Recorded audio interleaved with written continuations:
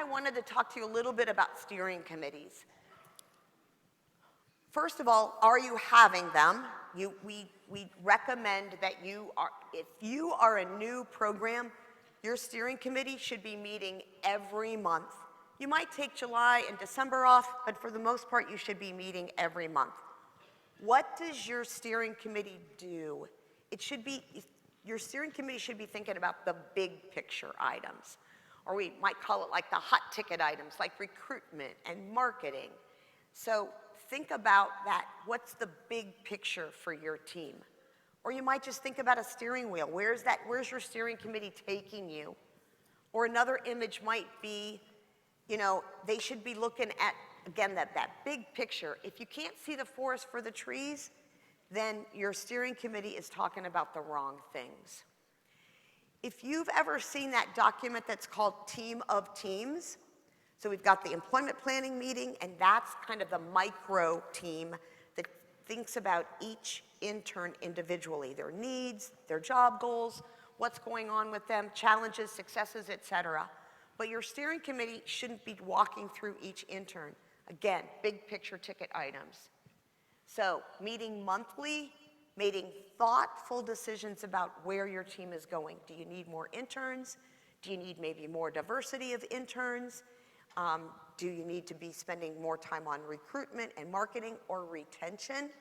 I mentioned the Memphis team. The Memphis team was having a hard time with recruitment in the spring, and then they lost a lot of students over the summer. So they had an intervention this summer, and they put together a 3-week camp with all their partners, including Vogue Rehab, and they got a grant from Blue Cross Blue Shield. So think about what can we do to increase that class size that we were talking about and having that go up from 6.9. Susie and I, we get calls quite a bit from groups saying, do we have to keep meeting every month? We know each other. We've met every month for a long time. We only ever talk about the same things. And I think the first questions we ask are, well, did you meet your recruitment? And they're like, well, we didn't get enough kids this year. Well, then your steering committee should be working on recruitment. Or did you get 100% employment? No. We had 60%. Well, then your steering committee should be working on employment. Do you have enough internships? Or do you need greater number of internships? So we really don't want you to sit in the steering committee and talk about every intern every time. We want you talking about systems issues. You are steering the ship, and the ship is the system, the bigger things. And if you're not 100% where you want to be, you should be meeting. Even if you are 100%, there's always ways to get better. Maybe more diverse internships, maybe a new employer in town that you want to work with. Thank you. Always things to work on to get better.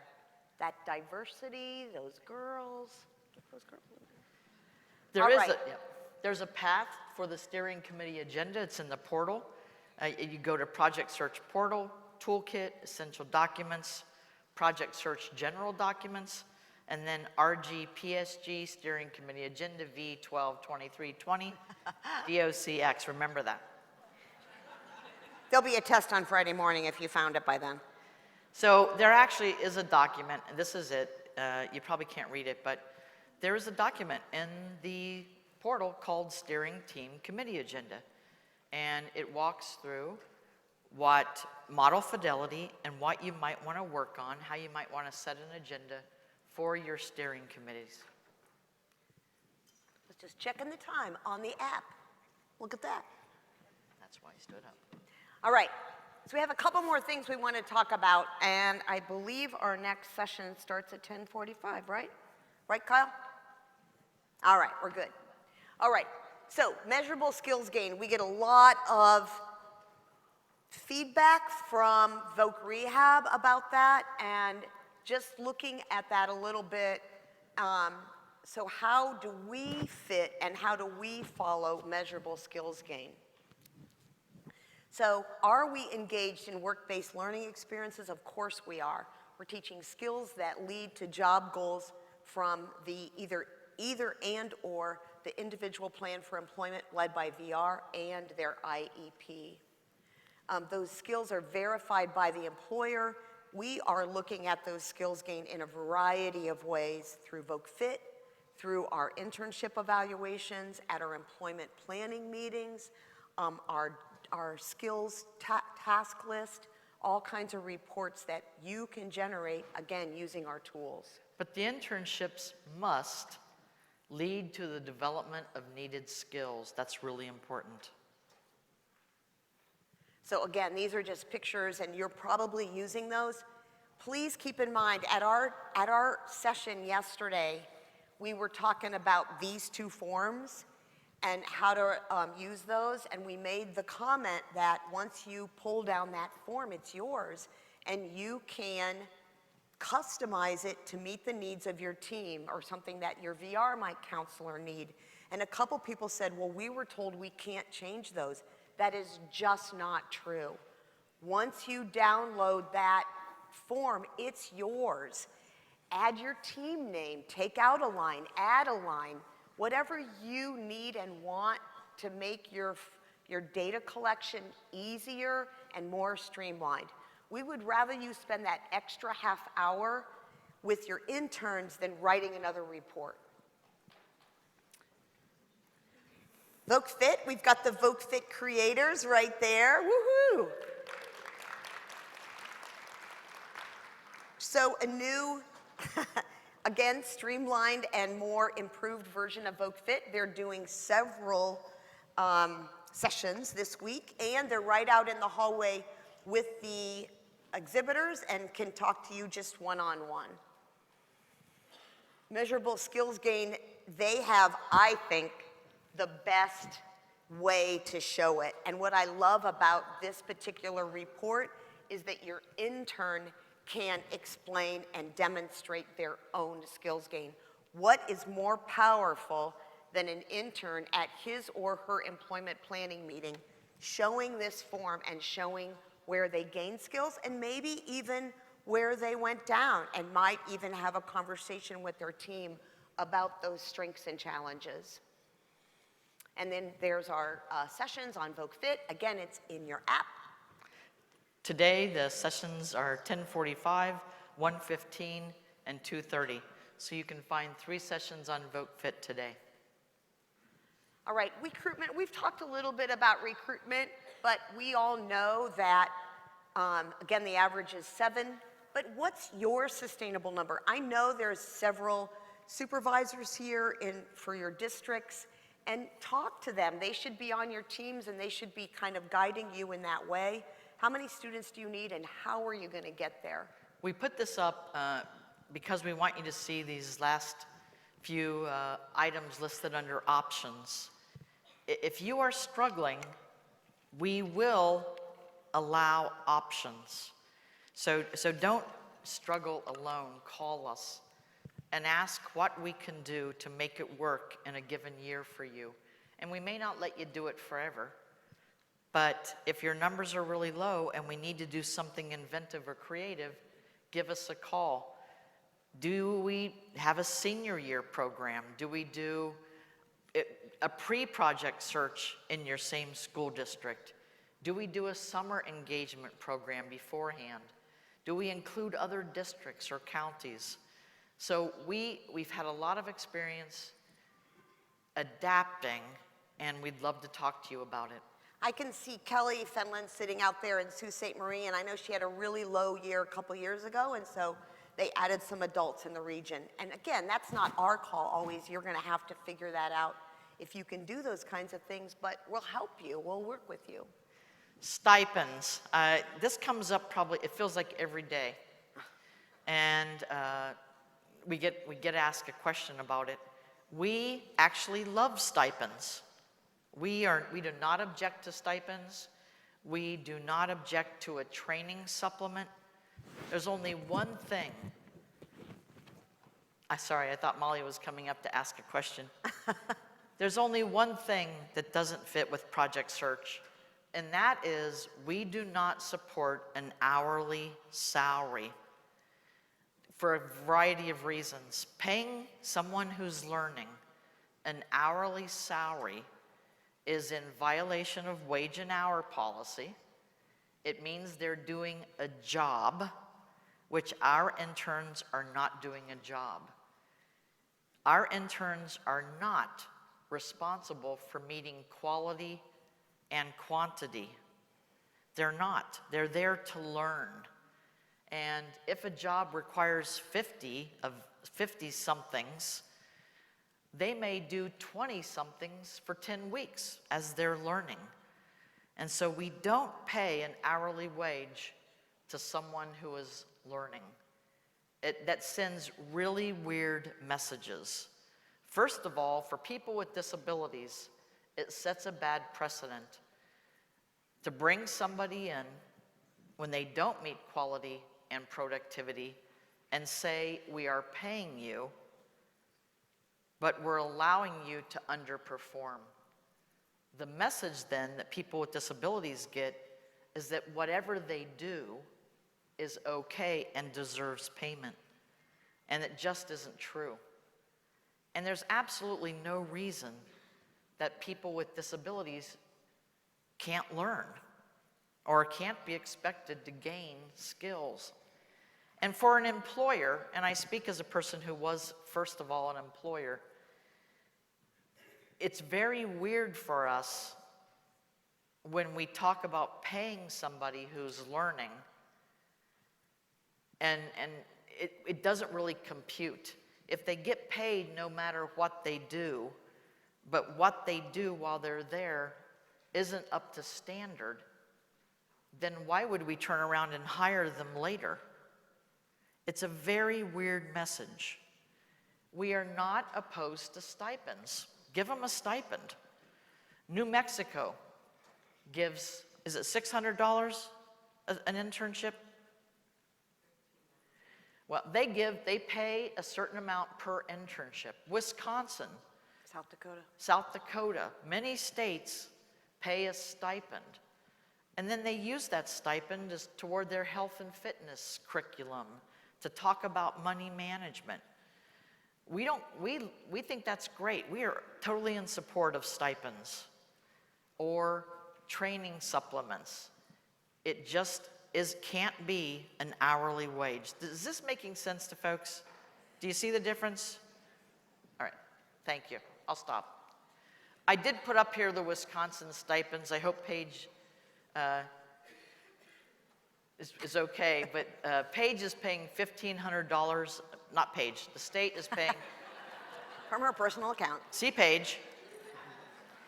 The state payment will be $1,500 in total, $50 per week over 30 weeks of rotations and work-based learning while participating in the program. Not an incentive payment, not tied to performance. That's the key piece. It's not tied to performance. Hourly salary is tied to performance.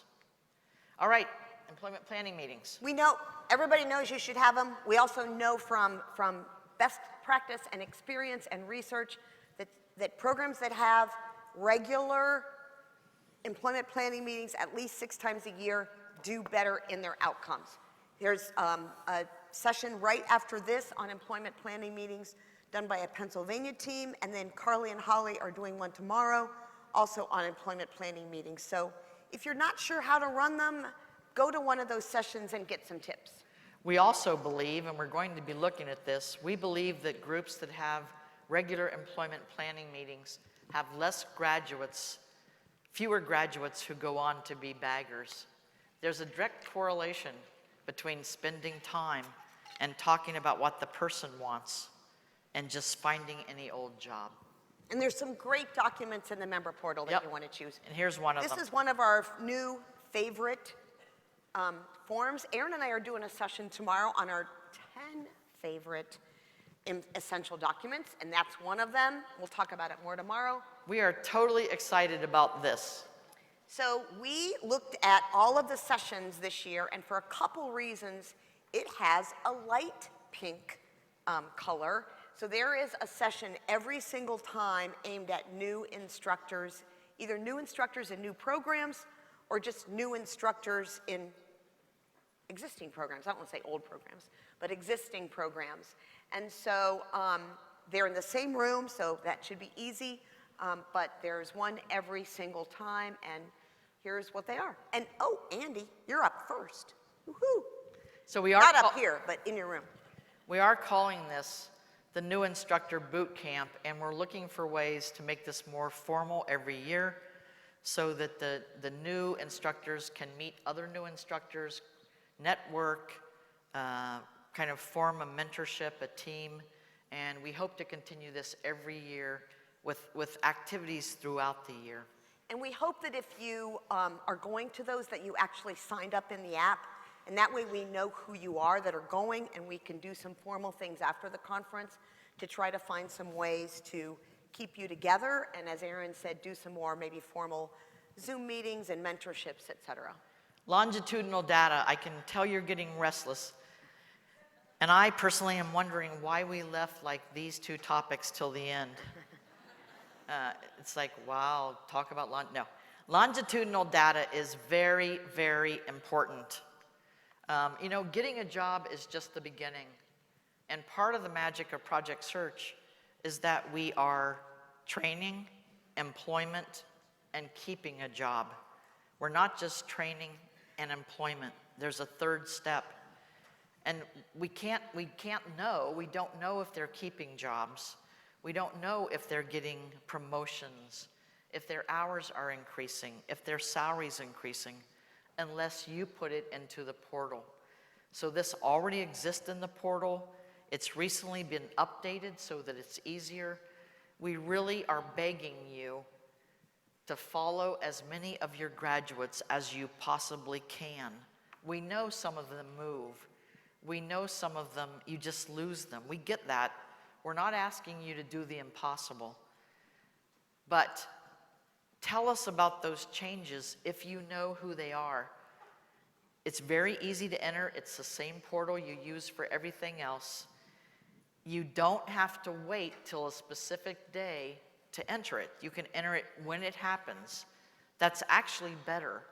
So if tomorrow Susie gets a raise, go into the portal. Am I getting a raise? No, you're not. Yes, in fact, you are. Go into the portal and put in that Susie got a raise. Just do it right then. Don't wait and try to remember all the changes that have happened to everybody you've ever served or had in a class. When something happens and you hear about it, put it in. There is no deadline for longitudinal data. Put the information in as it happens. You know, again, we know they're lost because they go to another agency or they move. We know staff turns over, and you may not know the people who were there. We know some states prohibit tracking.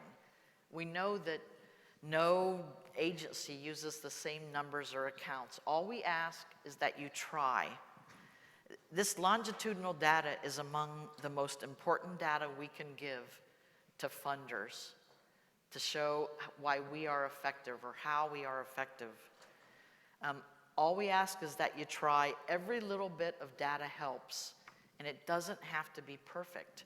And so, for instance, when we showed you the one piece of data this morning that says that 41% of your interns are getting hired at the host site, those are the easiest ones to follow because they're right there. Exactly. So start with those folks because they're in your building. You know, at Cincinnati Children's, the #1 pediatric hospital in the country, everybody gets an evaluation and a raise every year. And we know that's going to happen. And we have folks who've worked there for 25 years. So if we have 41% of the people who've gone through Project Search working at Children's, we still see them in the halls. And we can easily go into the system and put in that hourly increase, that salary increase. There's a session on longitudinal data. Mary Ellen's doing that on Thursday at 10:30. If you are looking for a great session that would help the overall program, this would be a great one to attend. There's a new My Program page for those who have access to more than one site. So this is important if you have 3 or 4 sites, or you are best buddies and you work at sites across the country, or you are March of Dimes in Canada and you have 4 or 5 sites. What'd you say? Oh, you went, okay, woo-hoo, sorry. Then you now have a new program page that will allow you to search for all of your sites and make it much easier. I know that Kyle and I are doing a help session today. We have help sessions on the portal, how to enter your data, how to enter your longitudinal data. How many sessions do we have, Kyle? There's four sessions altogether. Kyle and I are doing the first one, which means it's probably going to be the most fun one. Just kidding. Kyle will make it fun. But we'd love to go over with you how you can look at all of your programs and use that. I'm going to skip through this.